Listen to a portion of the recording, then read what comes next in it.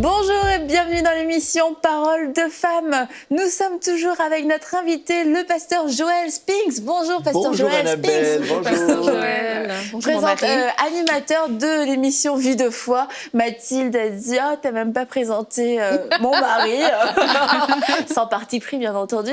Oui. Mais c'est parce que je me suis dit que tout le monde te connaissait déjà, parce que tu es internationalement connue. Tout comme toi, Annabelle. Voilà. C'est pour ça que je ne me présente pas à chaque nouvelle émission.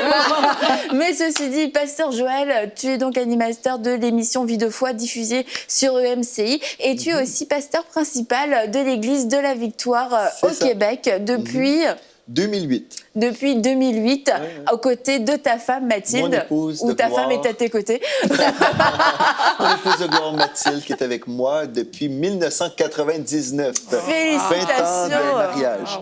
Oui, et nous soulignons le post que tu avais mis sur les réseaux pour votre anniversaire de mariage. C'était très Mignon, hein? mignon. Il me montre pas ces choses des fois pour que je préapprouve. Hein? Ça gêne ma femme. Faut pas que je sois trop démonstratif en public. Ma femme est très réservée. On sait plutôt la saveur, mais bon. Hein. Oh, là, ça va. En tout cas, sur ce, nous allons continuer sur notre sujet du prophétique, comment entrer et demeurer dans une vie prophétique. Et aujourd'hui, on veut savoir comment développer cette vie prophétique, comment nous-mêmes la manifester, parce qu'on a vu les abus, les excès, comment aussi on pouvait apprendre à discerner. Et aujourd'hui, on veut vraiment passer à l'action, aller à un niveau supérieur. Je veux expérimenter moi-même le prophétique, c'est ce que je vous entends dire. Et c'est ce que nous allons voir aujourd'hui, comment développer le prophétique dans notre vie, pasteur Joël Spinks. Amen. Tu vois, je pense la première chose, Annabelle, c'est vraiment de valoriser le prophétique. Pourquoi valoriser le prophétique? Bien, parce que Dieu nous appelle à prophétiser premièrement. Donc, si je valorise Dieu, je valorise sa parole, je vais valoriser le ministère prophétique dans lequel Dieu m'appelle à couler. Et puis aussi, si je valorise le prophétique, bien, je vais pouvoir être une source de bénédiction pour les gens. Et aussi, je vais pouvoir recevoir des bénédictions. Comme tu as dit, Annabelle, on a parlé beaucoup de l'abus parce que c'est un fléau, malheureusement, dans le corps de Christ. Il y a eu tellement d'abus, mais des fois, on reste pris sur l'abus, puis notre focus est sur l'abus, et on oublie, en fait, la bénédiction qui vient de Dieu. Parce que le ministère prophétique authentique, comme on a vu cette semaine, c'est une source de bénédiction pour nous. Donc, le premier point que je dirais aujourd'hui, c'est que si on veut couler dans le prophétique, on veut se développer, il faut premièrement valoriser. Mais comment valoriser le prophétique? Dieu nous dit ne méprisez pas la prophétie, mais de retenir ce qui est bon. Mais aussi, je vais valoriser juste le fait que l'Esprit de Dieu peut parler à travers moi et que l'Esprit de Dieu peut parler à travers mes frères et mes sœurs. Donc, je vais premièrement donner du temps au prophétique. Et moi, je peux raconter une histoire. J'étais pas vraiment certain, en fait, que j'étais pour recevoir de la prophétie, mais je me souviens, je travaillais à l'antenne de télévision à l'époque, Miracle Channel, en Alberta, et Faitine Gresseschi, qui est une prophétesse de Dieu, elle est venue à mon bureau, frappait à la porte, et puis elle a dit « Est-ce que tu aimerais venir prier avec moi et d'autres hommes et femmes de Dieu dans la province de l'Ontario, à Oshawa? » Elle dit « On va juste passer quelques jours ensemble pour prier. » Et puis je me souviens, j'étais là assis à mon bureau, puis je me suis dit bien, qui va prendre l'avion de l'Alberta jusqu'à l'Ontario pour aller prier? Il faut être sérieux, n'est-ce pas? Mais je me souviens, quand Faitine m'avait invité, dans mon esprit, ça me disait « Oui, vas-y. » Donc, j'ai dit « Oui, je vais y aller. » Donc, j'ai acheté un billet d'avion et puis je me suis rendu là-bas. Et c'était une rencontre absolument bénie, extraordinaire. Je pense que c'est une des réunions les plus surnaturelles que j'ai vécues de ma vie parce que c'était un moment prophétique comme j'avais jamais vécu. Ce qui s'est produit, le samedi, en tout cas la veille de ce temps-là, j'ai prié au Seigneur, j'ai dit des choses que seul Dieu avait entendues. Et puis le lendemain matin, quand on s'est tous retrouvés ensemble, Faitine a dit « OK, on va commencer, on va juste prier en langue, on ne se présentera pas, on va juste... comme baigner dans l'onction de Dieu, et à la fin de la journée, on pourra se présenter et dire ce qu'on fait dans la vie. » Donc, j'ai trouvé ça génial parce que on était vraiment comme des inconnus ensemble, cette première fois. Donc, on prie en esprit, mais elle nous connaissait tous, évidemment, parce que c'était elle qui nous avait invités. Donc, on prie en esprit, en langue, et là, moi, j'ai reçu des paroles pour des personnes, et d'autres personnes m'ont donné des paroles. Ce qui était vraiment extraordinaire, c'est que j'ai vécu la prophétie comme je me suis mis sous un genre de parapluie prophétique. C'est comme si je suis entré sous une couverture, tout comme Saül, où les gens disaient, est-ce que Saül est rendu prophète aujourd'hui? Parce qu'en fait, quand on vient sous une couverture prophétique, on bénéficie de l'onction prophétique qui est là. Donc, moi, j'ai reçu des paroles hyper précises.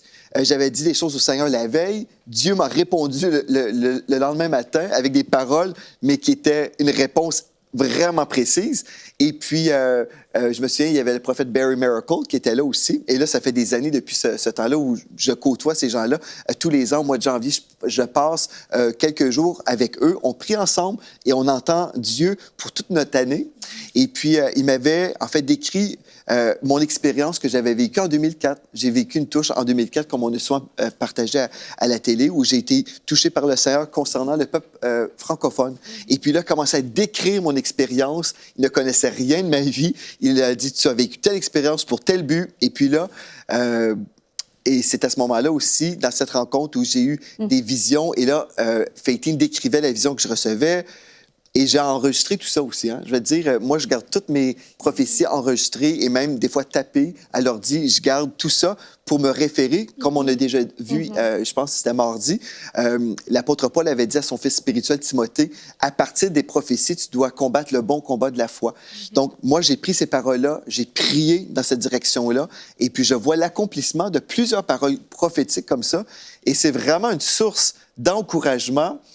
Parce que des fois aussi, on passe à travers des périodes qui sont plus difficiles.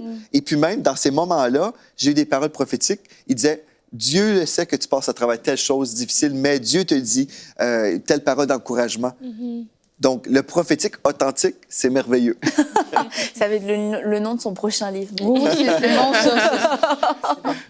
Et comment... oui, c'est ça. C'est que le fait de t'être associé avec ces ministères-là, tu as senti que ça avait activé quelque chose? Oui, c'est vrai, hein, c'est vrai. Parce qu'ils ont prophétisé, je pense aussi, tu vas commencer à avoir des rêves. En fait, ils ont déclaré des paroles de foi, des paroles de bénédiction. Et moi, je les ai captées par la foi. Et là, je suis rentré chez moi et j'ai commencé à avoir des rêves. Mais aussi, je priais dans cette direction-là. Seigneur, je veux vraiment être proche de toi. Je veux couler dans ton onction. Et puis, comme j'ai prié, je me suis accordé avec les paroles prophétiques. Là, j'ai commencé à avoir des rêves. Il y a eu des moments... Bref, j'ai vécu des choses vraiment glorieuses dans la présence de Dieu, où je priais. Et là, je commençais à voir des choses. Des fois, j'entendais des conversations complètes pendant la nuit. Le lendemain, je rencontrais des gens de l'Église qui me racontaient des mensonges. Parce que je savais que c'était un mensonge, parce que la veille... Faites attention à ce que vous dites à l'homme de Dieu. Parce que j'avais entendu une conversation. Donc, il y a des choses qui ont été activées. Et puis, je me dis, gloire à Dieu, parce que ça nous a protégés en tant qu'Église. Parce que des fois, les gens veulent... nous séduire, ils veulent nous raconter des histoires, mais quand on a entendu la conversation la veille, on sait que c'est pas exactement vrai, c'est pas juste. Donc ça, c'était une source de bénédiction pour ma vie. Mais moi, je pense, en fait, pour répondre à ce que tu dis, Annabelle, c'est qu'il s'est ouvert au prophétique. Il y avait la foi pour ça. Et aussi, je pense qu'il y a l'association. Quand on s'associe à des gens qui coulent dans cet univers-là, en fait, on bénéficie de l'onction, on bénéficie vraiment des dons aussi que les autres ont reçus si nous, on les reçoit vraiment en tant qu'hommes et femmes de Dieu. Mais une chose que je dirais pour se développer, là, moi, je me souviens quand j'étais dans cette rencontre la première fois, je me disais, mais qu'est-ce que je fais ici? Ces gens-là sont hyper prophétiques, mais je suis qui, moi, là? Et puis, mais c'est spécial parce que puisque j'étais sous cette couverture-là, le Seigneur m'inspirait. Pour la première fois, je suis certain, j'avais déjà vécu des choses avant, mais cette fois-là, c'est comme si tout venait facilement. C'était comme, je coule comme eux. Et puis, j'étais surpris. J'étais surpris de vivre ce que j'ai vécu. Donc, des fois, on est là, je pense, on se remet en question, on se dénigre. Mais en fait, c'est un don de Dieu. On n'a pas à se glorifier de recevoir un don. C'est comme si je vous offre un cadeau à votre anniversaire, vous ne pourrez pas dire... Merci. Vous allez dire merci, mais vous n'allez pas dire j'ai mérité quelque chose. Non, on ne mérite rien. J'ai bénéficié de l'invitation, puis après, j'ai bénéficié de l'onction qui était là, et puis j'ai commencé à couler. Donc, pour comment se développer, je pense qu'il faut prendre un pas de foi. Quand j'étais avec eux, on a prié en langue, j'entendais dans mon esprit, mais là où je voyais, puis là, je disais, ben voici ce que je vois. Puis après, bon, là, quand on voit la personne qui pleure, on sait que, bon, ça semble fonctionner. mais si on n'ose pas parler, parce qu'on dit, ben moi, je suis pas prophète, je suis pas prophétique, je suis pas ceci, cela, mais je suis qui, là? Mais la façon qu'on se développe, c'est en prenant un premier pas. Ouais, Faut prendre un sortir de pas. la barque. Faut sortir de la barque et oser parler, oser se tromper. Puis si on se trompe, il n'y a personne là avec des marteaux pour nous crucifier. Hein? C'est pour ça que des fois, quand on prophétise à des gens autour, on peut dire est-ce que ça te dit quelque chose? Est-ce que ça te parle? Est-ce que ça peut faire référence à quelque chose dans ta vie? Puis si on est carrément à côté de la plaque, je me dis au moins, on pourrait avoir fait l'effort de dire j'ai pris un pas de Faut foi. s'humilier, en fait, là. Et encore, même là, quelquefois, les gens ne voient pas sur le coup de quoi il s'agit. Puis c'est après, quelquefois, en rentrant, ou même un mois ou un an après, c'est comme ah ouais, c'est ça. Les yeux se sont ouverts. Aller réconforter la personne à qui vous devez. Ah oui, ça, c'est une façon aussi de se développer, c'est de ne pas se laisser influencer par la réaction des gens. Parce que des fois, on peut recevoir une parole qui est vraiment de Dieu. Et ça s'est produit récemment, en fait, mercredi soir, passé à l'église. On avait un homme de Dieu qui était parmi nous. Et puis, il prophétisait à une dame et son mari. Et puis, moi, je la voyais, elle faisait une face comme, un visage comme... De quoi il parle? De quoi il parle. Et pourtant, elle m'écrit le lendemain me disant « Ah, j'ai réalisé que tout ce qu'elle avait dit, c'est exactement ça. » Puis j'avais pas réalisé certains détails. Mais celui qui donne la parole, s'il se laisse influencer par le visage de la personne, on peut être rapidement découragé, déstabilisé. Ouais. Donc, je pense qu'une des choses importantes, c'est faut juste marcher dans l'humilité parce qu'on peut se tromper. On peut se tromper. Donc, moi, je dis rarement « Ainsi par le Seigneur ». Je dis plutôt « Voici ce que je ressens, ce que je reçois dans mon cœur pour vous, ce que j'ai vu. » Et puis après, les gens vont me dire oui ou non. Et puis, c'est ça, on marche dans l'humilité parce qu'on peut se tromper. Et je me souviens, une des choses qui m'a vraiment encouragé à entrer plus dans le prophétique, c'est que il y a plusieurs années, je suis rentré dans un centre commercial et j'ai vu une personne qui était là à côté d'une porte et le Saint-Esprit m'avait parlé. Il m'avait dit « Va donner telle parole ». Et à l'époque, j'étais trop nerveux, j'avais peur. Puis j'ai refusé d'aller donner cette parole parce que j'étais trop timide. Et puis là, je me souviens, j'étais pour me faire couper les cheveux. J'étais là sur les chaises en attendant mon tour pour me faire couper les cheveux. Puis je me souviens, j'étais sous l'onction, j'en tremblais tellement. J'avais peur parce que je sentais que Dieu voulait que je parle. Puis quand je suis sorti du centre commercial, j'avais dit, Seigneur, si la personne est là, je vais donner cette parole. Puis quand je suis sorti, la personne n'était pas là. Et puis, je me sentais tellement mal. J'ai dit, Seigneur, la prochaine fois que tu vas me parler, je veux marcher dans l'obéissance. Et une fois... La fois suivante. Une fois suivante, j'ai vu une personne rentrer dans un resto. Et puis là, le Saint-Esprit m'a parlé, m'a donné une parole pour cette personne. Tout de suite, je me suis levé. J'ai refusé de combattre parce que la timidité, là, je m'excuse, Ah ouais. Dieu nous a pas donné un esprit de timidité, de force d'amour et de sagesse, mais notre chair peut des fois refaire surface. Et des fois, on n'a pas le goût de donner une parole. Mais cette fois-là, le Seigneur m'a parlé. Je me suis dit, OK, ça y est, j'y vais. Et puis, j'ai dit à la dame, j'ai dit, voici ce que j'ai reçu de Dieu pour vous. Dans mon esprit, Dieu me disait que je devais vous dire que vous avez une longue vie devant vous. Et puis, bref, j'ai donné une parole comme ça. Et puis, elle me dit, mais merci d'avoir suivi votre intuition. Je viens de sortir de l'hôpital. On m'a diagnostiqué avec telle maladie, mais votre parole m'encourage beaucoup. Ah, c'est super. Là, j'étais comme, ah, merci Seigneur, parce que c'est un petit peu intimidant parfois. Ah ouais. Mais la façon qu'on peut se développer, c'est en pratiquant. En C'est exerçant. comme dans tous peux me les passer trucs, ton- en fait, hein, c'est Avec joie. qu'on a peur de se lancer. Ouais. Mais la peur ne doit jamais être un frein. Parce que moi, je crois vraiment que si Dieu prend le temps déjà de déposer une parole pour quelqu'un, déjà, c'est un privilège qu'on a, que Dieu puisse le faire. Et puis après, notre responsabilité qui est de dire, en fait, ça va nous libérer de beaucoup de choses, en fait. Et dans la vie chrétienne, c'est souvent ça qu'on touche certains sujets. Et il y a souvent cette peur qui vient comme pour bloquer, pour réussir à faire des choses. Mais vraiment, moi, j'encourage les personnes à ne pas marcher dans la peur, parce que la peur n'est pas de Dieu. Quand Dieu nous donne une parole, mais il sait qu'on a la capacité pour le faire, en fait. Et Dieu nous fait confiance aussi pour pouvoir délivrer son message. Donc, quand il le fait, il ne faut pas qu'on se limite, même si c'est vrai, c'est intimidant, que voilà, tu vas débarquer devant quelqu'un comme ça. C'est pas évident, mais vraiment qu'on ait conscience que déjà, c'est un privilège pour nous, que Dieu veut bien passer par nous pour le faire. C'est une grâce qu'on reçoit et ne pas juste banaliser cette grâce ou la mépriser parce qu'on a peur, mais vraiment foncer, quoi. Moi, je vais même dire que aussi ne pas évaluer cette prophétie avant pour se dire peut-être c'est trop simple. Moi, je me rappelle, il y avait un moment donné où je passais vrai, par ça, des temps Nadine. tellement difficiles, mais en apparence, franchement, ça, tu ne saurais pas, quoi. C'est moi, dans mon cœur, je vivais des situations. Et une dame est venue me voir et non, c'est moi qui suis allée. C'était vraiment trop bizarre. Dieu voulait vraiment qu'on se parle. C'était vraiment un concours de circonstances vraiment particulier. Elle est quasiment... Et je suis venue la voir, j'ai dit, tu me cherches? Elle me dit non. Et pourtant, quelqu'un m'a dit qu'elle te cherche. Mais elle me dit non, je ne te cherche pas. Je dis ok, je suis partie. Et puis après, elle est venue en courant derrière moi. Et là, elle m'appelle, je me tourne. Puis là, elle dit non, quand tu m'as parlé, j'ai senti comme un feu que je devais te parler. Et puis j'ai dit d'accord. Puis elle me dit quelque chose. Mais c'était simple, en fait. Elle trouvait... Je suis sûre que pour elle, elle trouvait ça comme trop simple, trop banal pour dire ça à quelqu'un et tout. Mais moi, dans mon cœur, c'était les mots simples que moi, la prière simple que j'avais dit à Dieu, c'était ça que Dieu avait utilisé, les mêmes mots, le même vocabulaire dans sa bouche, qu'elle n'était même pas consciente de ce que ça disait, mais moi, c'était vraiment venu comme rencontrer un besoin spécifique. Et ça aussi, c'est quelque chose... Parce que des fois, on se dit, je sais pas, moi, je rencontre Annabelle, il faut que je dise un truc vraiment extraordinaire et tout, mais... Ah oui, c'est ça. Faut que ça soit profond. Tu as envie de dire un truc vraiment, les oracles et tout ça, mais des fois, c'est vraiment une parole simple qu'elle a besoin d'entendre, que Dieu a besoin que tu dises, et des fois, de ne pas se gêner pour dire non, Mais c'est trop simple, il faut que j'attende que ce soit plus compliqué avant de parler, en fait. Et j'ai récupéré le livre, Pasteur Joël, parce qu'une des façons aussi de valoriser le prophétique, c'est de s'exposer, mais c'est aussi de s'y intéresser de façon concrète.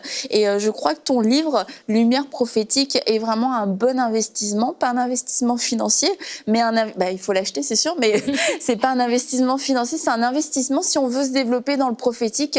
Il faut savoir, il faut s'équiper, et une des façons de le valoriser, oh, Seigneur, tu vas tout me donner. Pasteur Joël a reçu des clés, Pasteur Joël a reçu une grâce pour pouvoir enseigner sur ce sujet, et je vous recommande vraiment de vous procurer ce livre Lumière prophétique qui est disponible sur EMCI Boutique. Et encore une fois, c'est pas un investissement financier, parce que c'est pas histoire d'acheter le livre, c'est histoire de se former et de s'équiper. En fait, je veux en savoir plus sur le prophétique, je veux savoir comment ça fonctionne. Je vais m'équiper, je vais peut-être aller à des réunions avec des prédicateurs, je vois qui coulent dans cette onction, et je vais aussi m'acheter des livres pour comprendre, pour mieux comprendre, m'exposer. Et je me souviens, Aurélie, quand tu l'avais déjà raconté, mais tu étais allée à une réunion d'enseignement avec Pasteur Joël, puis il avait parlé des dons spirituels et tout ça, et tu t'étais dit, moi je veux le vivre, et là, raconte. Exact. J'étais allée c'était un mercredi soir, quand il y avait encore la chapelle. Puis là, j'étais venue, et puis on parlait des visions. Ce soir-là, et c'est Pasteur Joël qui parlait des visions. Et puis, il avait expliqué c'était quoi les visions et tout. Et quand je suis rentrée à la maison, sur la base des paroles que j'avais entendues, j'ai juste dit « Ah, mais Seigneur, voici ce qu'on m'a enseigné. » Je n'avais pas une connaissance spécifique par rapport à ça. Et donne-moi une vision. Vu que Pasteur Joël a dit « On peut juste le demander à Dieu, tu vas le donner. » Et à l'instant, mais j'ai eu une vision, j'ai vu une fenêtre s'ouvrir devant moi, et puis j'ai vu quelque chose, en fait. Et j'étais comme « Waouh, ça marche, quoi. » C'est pas aussi compliqué que ce qu'on veut bien croire. Donc, c'est sûr que quand on s'expose à un enseignement, c'est une ouverture. Vraiment, moi, je pense qu'on bénéficie vraiment de l'onction de la personne aussi qui nous transmet le message, en fait. Et ça fonctionne, quoi. Même dans plusieurs situations, moi, j'ai déjà vu ça, où par exemple, moi, pour l'évangélisation, c'est pareil. J'ai été connectée à des personnes qui évangélisent vraiment. Et en moi, ça allume un feu qui fait qu'aujourd'hui, j'ai vraiment... c'est facile pour moi de sortir, en fait. Et c'est pareil avec le prophétique, avec même les dons spirituels. C'est que parfois, il suffit juste de connecter avec une personne qui coule dans cette onction-là. Et puis, ce contact crée quelque chose qui fait que, voilà, ça déteint quelque part. Et puis là, tu te retrouves en train de le faire et ça devient naturel pour toi. On grandit dedans. Mais après, ça coule pareil, quoi. Et aussi, un des chemins, le chemin pour se développer dans le prophétique, ça va être l'amour. On a parlé d'avoir le discernement, et que le fait de juger, s'il n'y avait pas besoin d'être ultra spirituel pour pouvoir juger et discerner des défauts et des faiblesses chez les gens. Par contre, l'amour va vraiment être une porte ouverte pour le prophétique, parce que la Bible nous dit que les dons spirituels sont pour l'utilité commune. Lorsque j'aime les gens, j'aime l'Église, j'aime mes frères, j'aime mes sœurs, j'ai ce désir de les bénir, d'être une source de bénédiction. Et une des façons d'être une source de bénédiction, c'est de pouvoir parler dans leur vie, de pouvoir avoir une parole d'encouragement, d'édification. C'est bon, ça, d'avoir ce genre de choses, d'avoir ce genre de cadeau qui vient du ciel qu'on donne aux gens. On est juste un intermédiaire. Et je crois que l'amour est vraiment indispensable. Absolument. Je me souviens, on était en Californie, Mathilde et moi, puis il y avait le prophète Sean Bowles qui prêchait, en fait. Et puis, il expliquait comment on pouvait couler dans le prophétique. Et puis, il a dit des choses que... En fait, il parlait du président des États-Unis à l'époque. Et puis, c'était un homme qui n'était pas très favorable pour plusieurs valeurs de Dieu, valeurs chrétiennes. Et puis, il nous disait, vous devez aimer cet homme. Vous devez l'aimer. Et puis, oui, on dit Amen, Amen. Mais des fois, quand la personne semble travailler contre les chrétiens, on a du mal à aimer. Et là, j'ai entendu son discours, il disait, Dieu ne vous donnera jamais accès à telle personne si vous ne les aimez pas. Mais si vous aimez et vous priez pour les leaders, ceux qui sont nos responsables, que ce soit au niveau du gouvernement ou dans l'Église, si vous aimez vraiment ces gens-là, vous allez prier et Dieu peut vous parler pour eux et même ouvrir une porte pour que vous puissiez rencontrer les dirigeants de ce monde. Et c'est vrai. En fait, lui, il a partagé dans son Église, en fait, ce qu'il venait de nous dire, à nous qui étions là. Et puis, il disait que les gens de son assemblée, juste un petit groupe, bien, ils avaient eu des rendez-vous avec des gens qui travaillaient à la Maison-Blanche. Et vraiment, Dieu avait connecté les membres de son Église avec des personnes vraiment hautement placées. Pourquoi? Parce que ces gens-là étaient influencés par le ciel. C'était des agents de l'amour de Dieu. C'est que si on aime, on peut parler avec n'importe qui. Et Dieu peut vraiment se servir de nous pour influencer ces gens-là. C'est phénoménal. C'est-à-dire que des fois, on se dit « Ah, j'ai du mal à aimer telle personne. » Mais là, on doit prier et dire « Seigneur, vraiment, dans ta parole, tu dis que le Saint-Esprit est déversé dans nos cœurs par ton esprit. Donc, ton amour est déversé dans nos cœurs par le Saint-Esprit. Puis on prie, Seigneur, vraiment, je veux te laisser toute la place. Purifie-moi, Seigneur. On se repent aussi de notre manque d'amour. Parce que c'est ça qui bloque tout, en fait, dans notre vie. La foi est agissante par l'amour. Donc, je peux apprendre comme tous les mystères, je peux prophétiser, je peux faire plein de choses, mais si je n'ai pas l'amour, je ne suis rien. Donc, c'est hyper important que je sois imbibé de l'amour de Dieu. Puis si je réalise que c'est difficile d'être imbibé de l'amour de Dieu parce que je suis imbibé de d'autres choses, on dit, Seigneur, lave-moi, purifie-moi. Je me repens aussi de mes jugements, je me repens parce que j'ai parlé dans le dos de certaines personnes, j'ai méprisé des gens. Et si on se repent vraiment, on va aimer véritablement, puis Dieu peut se servir de nous. Puis là, on va grandir. C'est ça, je veux vraiment mettre l'emphase sur le fait que l'amour qu'on va avoir pour les gens va nous donner justement l'accès à leur cœur. C'est ça. Parce que si je veux prophétiser sur toi, Annabelle, mais que tu sais que je te déteste, tu recevras pas du tout, même si ma parole vient de Dieu. Non, mais c'est faux. C'est fictif.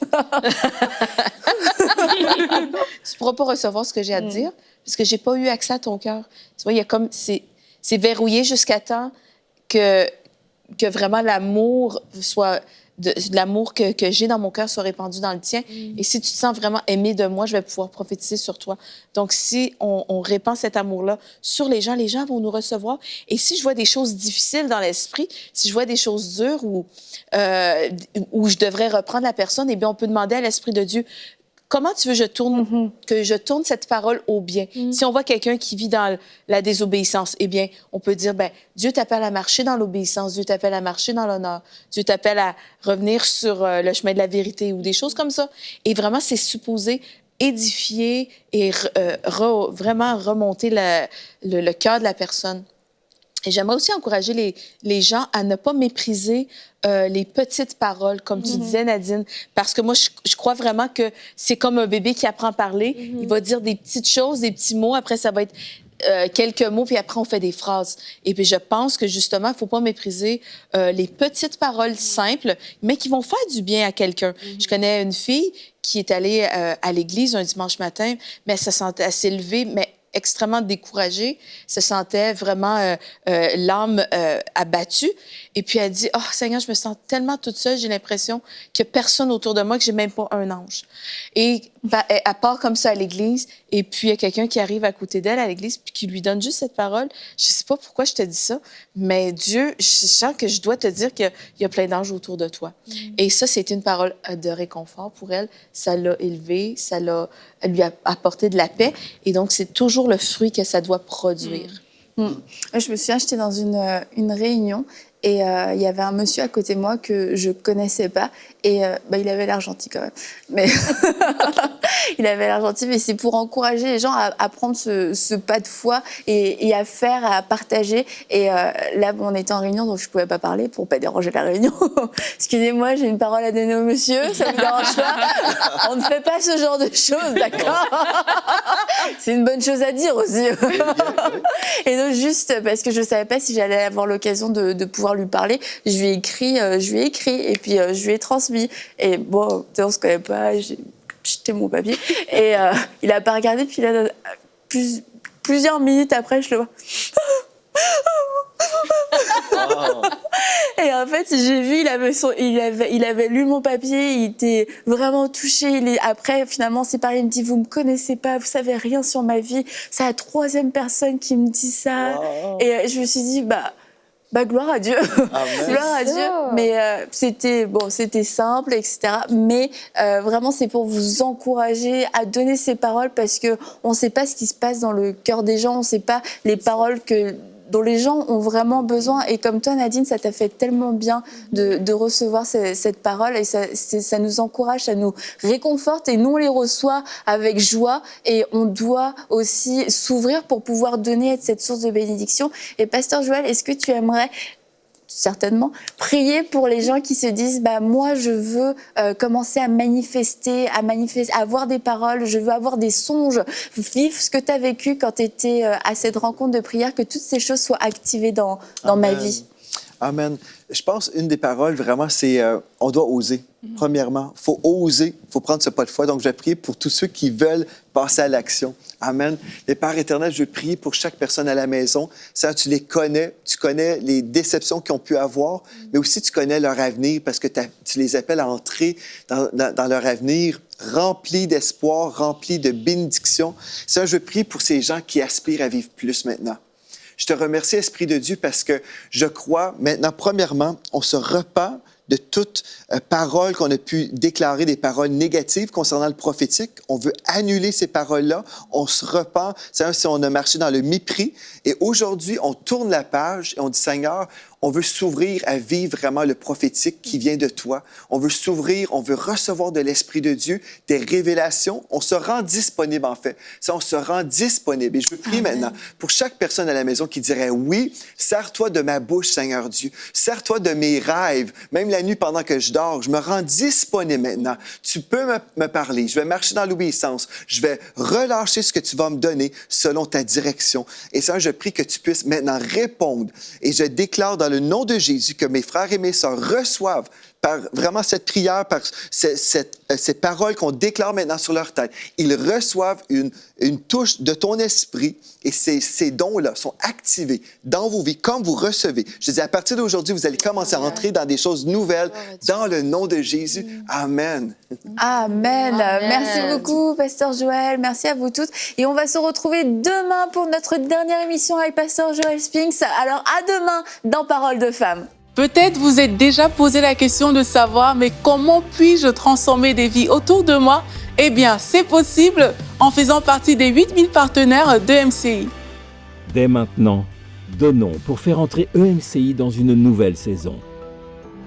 Pour faire votre don, rendez-vous sur emcitv.com/8000.